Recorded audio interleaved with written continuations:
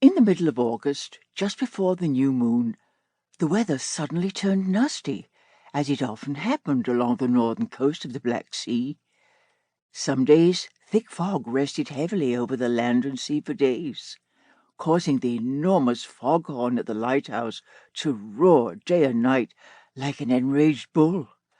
Other times rain fell all day, as fine as water dust, turning clay roads and paths into thick mud and causing carts and carriages to get stuck. On yet other days, savage hurricane flew in from the northwestern plains. It made the treetops rock and straighten like waves during a storm.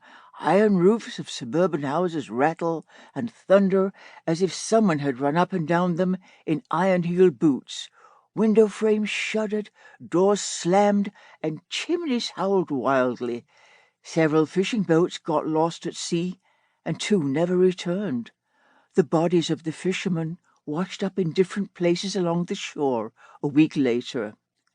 The dwellers of the suburban sea resort, mostly Greeks and Jews, fun-loving and impressionable, like all Southerners, rushed to move back to the city.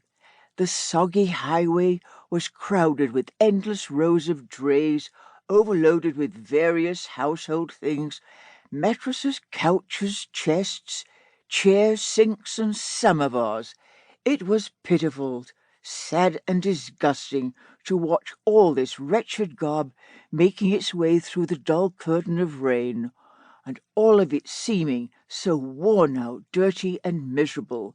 The maids and cooks riding atop the wet canvas covering the carts, holding some kind of irons, cans, and baskets, and the sweaty, exhausted horses who kept stopping, their knees shaking, their flanks steaming and shifting, and the hoarsely cussing drivers wrapped in oilskins against the rain.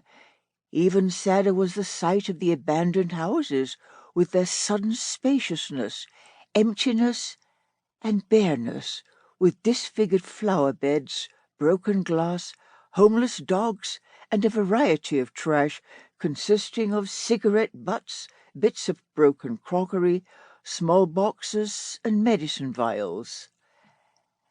At the beginning of September, however, the weather changed suddenly and radically. Cloudless days descended, so clear, sunny, and warm as if it was July.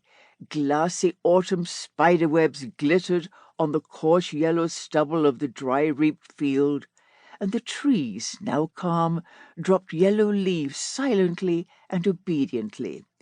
Princess Vera Nikolaevna Shina, the wife of the leader of the local nobles, could not leave the Dasha because their house in the city was still undergoing repairs. And so she was enjoying the lovely days, the silence, the seclusion, the clean air, and the singing of swallows as they readied for the departure, sitting on the telegraph wires, and the gentle, salty breeze drifting in weakly from the sea.